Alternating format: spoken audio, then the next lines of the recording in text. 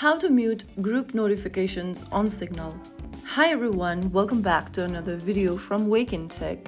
If you're using Signal and want to mute notifications from a group chat, muting a group lets you stay in the conversation without receiving constant alerts.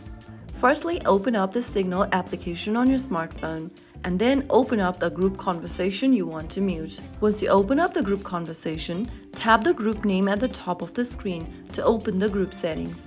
Inside Group Settings, look for Sounds and Notifications and tap on it. Now click on Mute and choose the time duration. Choose how long you want to mute the group by selecting the time, and then you have successfully muted the group notification for a chosen period of time. You can also set it to always if you want.